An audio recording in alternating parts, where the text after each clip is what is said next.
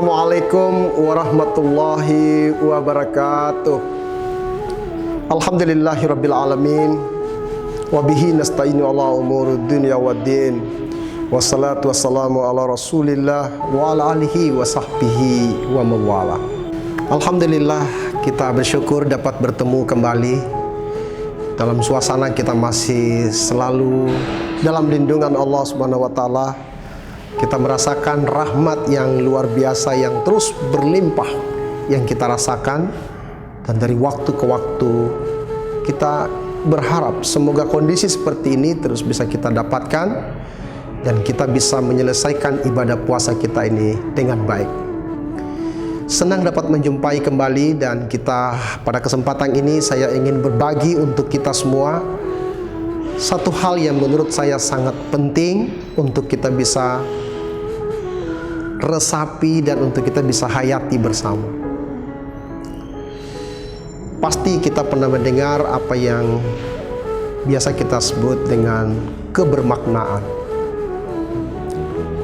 Dalam setiap aktivitas kita, siapapun kita, dengan profesi apapun yang kita geluti, apalagi kita sebagai guru atau tenaga pendidik, pasti kita sangat mendambakan, sangat mengharapkan adanya sesuatu yang bermakna dari pekerjaan yang kita lakukan. Saya yakin itu. Saya sangat percaya bahwa siapapun kita, dengan profesi apapun yang kita geluti, pasti kita sangat mengharapkan adanya kebermaknaan dalam pekerjaan itu. Saya pun percaya bahwa kita melakukan tugas-tugas kita dengan baik, dengan penuh perhatian, dan kita mencurahkan seluruh pikiran dan tenaga kita, pasti karena kita merasakan ada sebuah makna dari pekerjaan yang kita sedang geluti. Saya ingin memberi gambaran singkat, sebuah ilustrasi yang sangat menarik yang terjadi dirasakan pada seorang penjaga lampu mercusuar. Seorang bapak yang telah berpuluh-puluh tahun berprofesi sebagai penjaga lampu mercusuar. Dia tinggal di sebuah pulau, dan pulau itu jauh dari keramaian. Tidak ada gedung bioskop, tidak ada jalan yang teraspal kosmik, tidak ada kemewahan-kemewahan lain, tidak ada mall. Bahkan dia pun tinggalnya itu berjauhan dan bahkan jauh sekali dari keluarganya. Dia betah tinggal di situ, seperti tidak ada rasa yang dialami oleh tersebut, bahwa dia ada rasa penyesalan, tidak ada rasa kekesalan, dan bahkan sedikit pun dia tidak menyesali tugas yang sedang dijalaninya sekarang. Tugasnya dia menyalakan lampu utamanya pada saat ada kapal yang melintas di depan pulau tersebut. Suatu ketika seseorang ada yang sangat penasaran melihat bapak ini, lalu mendekati dan bertanya, apa yang membuat bapak sebagai penjaga lampu mercusuar di sini merasa sangat menikmati keadaan ini, sementara banyak pegawai, banyak karyawan di tempat lain dengan kondisi yang seperti ini mungkin dia sudah mulai mengalami kekesalan, sudah banyak berkeluh kesah, bahkan mungkin dia mempertanyakan pendapatan, income, gaji atau apapun yang mereka terima. Tapi saya dengar kabarnya bapak itu sangat menikmati pekerjaan ini. Apa yang membuat bapak merasa nikmat dengan pekerjaan ini? Ini pertanyaan menarik. Dan ketika itu bapak tersebut sejenak menundukkan kepalanya, berdiam diri, dan kemudian dia menjawab. Sambil dia tersenyum, dia mengatakan kepada yang bertanya, tahukah Anda mengapa saya menjadi sangat betah berada di sini? Kalian lihat depan sana, itu lautan yang terluas, lautan yang terhampar luas seperti itu. Setiap harinya itu melintas puluhan, bahkan kadang-kadang sampai bisa ratusan kapal. Dan kapal-kapal yang melintas itu juga mengangkut, membawa ratusan bahkan juga ribuan penumpang. Coba Anda bayangkan, kalau pada saat kapal itu melintas dan saya lalai tidak menyalakan lampu, meskipun itu hanya 5-10 menit saja, dan persis kapalnya itu lewat, maka kapal tersebut tidak akan pernah tahu di mana karang yang harus mereka hindari, sehingga mungkin saja dia menabrak karang tersebut dan kapal ini bisa saja tenggelam. Bayangkan kalau kapal ini tenggelam, ratusan sampai ribuan orang dalam kapal akan mengalami keadaan yang tidak mengenakan. Boleh jadi dia meninggal. Dan jika itu terjadi, Anda harus tahu bahwa ribuan orang justru akan lebih banyak menderita karena keluarganya ikut menjadi korban dalam kapal ini. Kalau itu terjadi, saya akan ikut merasakan kesalahan karena gara-gara saya tidak menyalakan lampu, akhirnya kapal itu menabrak karang dan tenggelam. Tapi sebaliknya, kalau saya bisa melaksanakan tugas ini dengan baik, dan pada saat kapal melintas, lampunya menyala dan dia tahu ini karang yang harus mereka hindari. Alhamdulillah, dengan cara itu kapal ini bisa berlayar dengan tenang dan bahkan dia bisa tiba di tempat tujuan dengan selamat.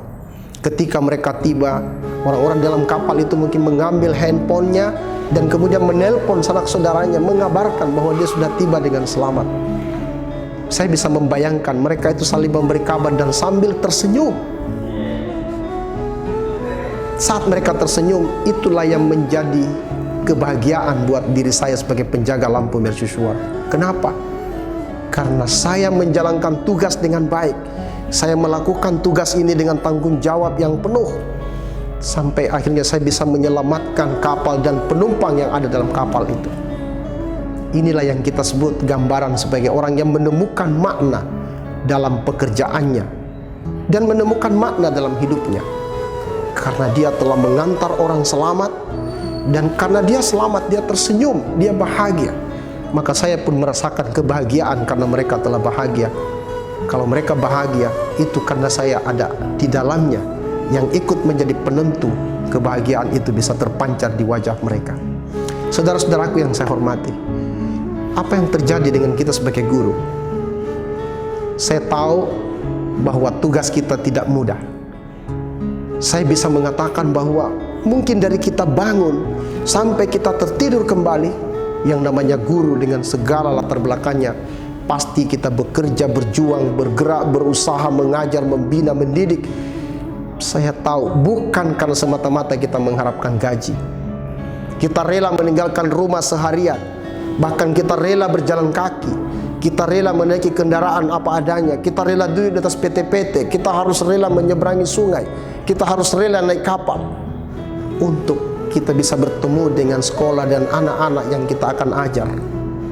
Kenapa kita mau melakukan itu meskipun barangkali gaji yang kita peroleh tidak setimpal dengan transport yang kita keluarkan, dengan biaya-biaya lain yang harus kita bayar? Tapi kenapa kita masih harus setia, komitmen, dan bahkan tidak membuat suasana kerja kita rusak? Itu pasti karena di pikiran kita bahwa anak-anak yang akan kita hadapi, siswa-siswa yang akan kita ajar adalah anak-anak yang sangat membutuhkan kehadiran kita. Dengan kita datang, dia akan belajar untuk mengenali huruf. Dia akan belajar mengerti merangkai huruf menjadi kata. Kita akan menjadi penyebab dia mampu merangkai kata menjadi kalimat. Bahkan dia bisa merangkai kalimat menjadi sebuah paragraf. Dari paragraf ke paragraf menjadi sebuah uraian bacaan yang mungkin bisa berarti dan bermakna. Saya yakin itu yang ada di pikiran kita. Kita melakukan ini dengan penuh ketulusan karena kita percaya bahwa apa yang kita lakukan akan menjadi jalan bagi anak-anak kita untuk mengantar dirinya bisa menemukan hari-harinya dan masa depannya yang lebih cerah. Kalau mereka bisa berhasil, mungkin menjadi pengusaha, menjadi birokrat, menjadi legislator, menjadi bupati, menjadi presiden, gubernur, atau profesi apapun. Kalau itu terjadi dan bisa tertawa, tersenyum karena dia mendapatkan imbalan yang setimpal dari pekerjaannya, maka pasti kita akan ikut senang, ikut bahagia. Kenapa? Karena kita menjadi salah satu bagian yang ikut berkontribusi menyebabkan hidup anak-anak kita hari ini menjadi lebih baik. Karena dia pernah bertemu dengan gurunya yang hebat. Inilah yang kita katakan sebagai guru yang memaknai tugasnya. Dan itu artinya dia menemukan makna dalam hidupnya. Karena dia telah berprofesi sebagai guru dan dia mengantar kehidupan anak-anaknya untuk makin menjadi lebih baik, sukses hari ini dan sukses di masa yang akan datang. Itulah yang kita sebut dengan makna tugas dan makna hidup. Dia merasakan makna dalam tugasnya sebagai guru, dan dia merasakan kebermaknaan dalam hidupnya karena melalui dirinya, melalui tugasnya, melalui pengabdiannya, dia bisa merubah kehidupan anak-anak yang dihadapinya. Semoga kita semua dapat menjadi guru-guru yang hebat, menjadi guru yang selalu bisa memaknai tugas-tugas kita, dan kita tidak hanya berpikir untuk mendapatkan salary dari pekerjaan ini, tapi kita menjadi guru karena kita mengharapkan imbalan yang lebih besar lagi dari Allah Subhanahu wa Ta'ala. Kita akan diganjar dengan amalan yang sangat tinggi, dan bahkan ilmu yang kita ajarkan akan menjadi salah satu dari amalan yang terus akan mengalir meskipun kemudian kita sudah wafat, yang kita sebut dengan ilmu yang dimanfaatkan. Berbahagialah menjadi guru, teruslah jalani menjadi tugas guru. Hadapilah guru-guru menjadi tugas guru ini dengan penuh kebahagiaan, penuh kegembiraan, sehingga Anda pun menghadapi siswa-siswanya, murid-muridnya dengan selalu tersenyum, selalu bahagia, karena Anda dan dia adalah sosok yang mengharapkan keberhasilan dan kesuksesan hidup di masa yang akan datang. Teman-teman sekalian, khususnya teman-temanku para guru, dan yang lebih hebat lagi guru-guru honor yang sangat luar biasa. Saya tahu apa yang kalian dan Bapak Ibu rasakan. Saya sangat mengerti itu. Dan hari ini percayalah, kita terus berjuang, berdoa bersama agar dari waktu ke waktu terjadi perbaikan dan peningkatan kesejahteraan. Tapi jangan khawatir bahwa apa yang kita kerjakan seperti yang saya jelaskan di awal, kita tidak bekerja, mengajar, melakukan apapun dalam kegiatan tugas kita hanya karena kita ingin mendapatkan salary yang luar biasa. Jangan takut untuk melakukan itu semua dengan penuh tanggung jawab dan keikhlasan. Kenapa? Karena kalau ada kesedihan, ada kegelisahan, ada ketidaknyamanan yang kita rasakan, itu bagian dari proses. Tapi percayalah bahwa proses itu akan berujung pada sesuatu yang manis.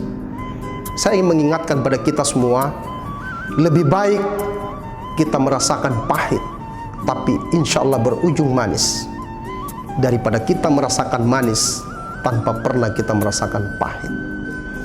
Bertahan dalam kepahitan adalah manis yang sesungguhnya. Pelihara itu, jagalah itu. Teruslah berkomitmen untuk melakukan tugas pengabdian kita sebagai guru. Karena kita tidak cukup hanya menerima bayaran seperti gaji yang kita terima atau honor yang kita dapatkan. Kita akan mendapatkan lebih dari itu. Karena pengabdian kita bagian dari investasi yang kita telah tanam, bukan hanya untuk kepentingan dunia, tapi kita telah membuat investasi yang besar untuk kepentingan hari akhirat kita. Rasulullah SAW menjanjikan salah satu dari 3 amalan yang masih terus akan terhisap dan terhitung sampai kita pun meninggal. Salah satunya adalah ilmu yang dimanfaatkan. Bapak Ibu yang saya hormati, para guru yang saya banggakan, itulah salah satu yang harus menjadi kebanggaan kita. Kalau kita bisa merasakan itu artinya kita telah merasakan kebermaknaan dalam tugas kita sebagai guru. Dan insya Allah kita juga akan merasakan kebermaknaan dalam hidup kita. Kita punya pendapatan mungkin tidak sebanyak yang kita harapkan dan kita bandingkan dengan orang, tapi kita akan bahagia. Kita merasakan senyuman yang selalu indah. Kenapa? Karena kita telah menjadi penyebab dan telah membantu anak-anak kita untuk bisa meniti karir dan masa depan mereka yang lebih baik. Kalau mereka hidup bahagia, mereka hidup tenang dan hidup yang menyenangkan, pasti karena ada guru di dalamnya. Itulah kekuatan dan kehebatan dari kebermaknaan tugas dan kebermaknaan hidup seorang guru. Bahagialah menjadi guru, teruslah berkomitmen menjadi guru, dan teruslah tersenyum karena Anda bisa membahagiakan siswa-siswa yang Bapak Ibu sudah ajar. Itulah yang dapat saya sampaikan dan berbagi untuk kesempatan ini. Dan atas nama Kepala Dinas Pendidikan Provinsi Sulawesi Selatan, saya menyampaikan selamat menjalankan ibadah puasa, berbahagialah terus. Dan Ramadan ini akan membuat kita menjadi sosok pribadi yang terus merasakan kebahagiaan. Subhanallah wa bihamdi, subhanaka Allahumma wa bihamdika, asyhadu an la ilaha illa anta wa nastaghfiruka wa natubu ilaik. Wassalamualaikum warahmatullahi wabarakatuh. Inilah persembahan puisi Prof. Jupri. Tahukah kau tentang guru? Tahukah kau tentang guru yang bangun sebelum kalian terbangun? Yang belajar jauh sebelum dia mengajar? Yang merasa terus bodoh walau dia telah mencerdaskan kehidupan bangsa? Yang terus merasa bersalah walau dia separuh hari telah menyampaikan kebenaran? Tahukah kau tentang guru yang mencintai siswanya lebih dari mencintai dirinya? Yang sakitnya sembuh saat mengajar, yang laparnya hilang saat bertemu siswa-siswinya yang lucu, nakal, bahkan manut, yang rasa puasnya tumpah dalam kelas dan air matanya mengalir melihat prestasi menyebut nama siswa dan nama sekolahnya. Tahukah kau tentang guru yang tak gila dihormati dan hanya mau dihargai? Yang mencurahkan kasih sayangnya kepada anak-anaknya yang tak lahir dari rahimnya. Yang hiburan terindahnya adalah saat anak-anak itu berkeluh kesah dan bermanja-manja.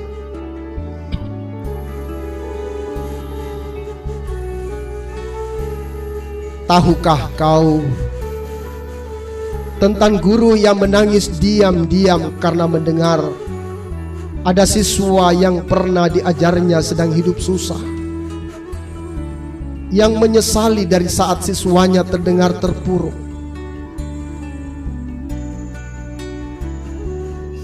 Tahukah kau tentang guru yang melompat kegirangan mendengar anak-anaknya berhasil dan berpangkat tinggi, yang tertawa saat siswanya bahagia bersama keluarga, yang bersyukur saat siswanya berlimpah rezeki? Tahukah kau tentang guru yang kau hadapi 5-10 tahun yang lalu? Ia tetap setia seperti itu sampai sekarang dan mungkin seterusnya. Terima kasih.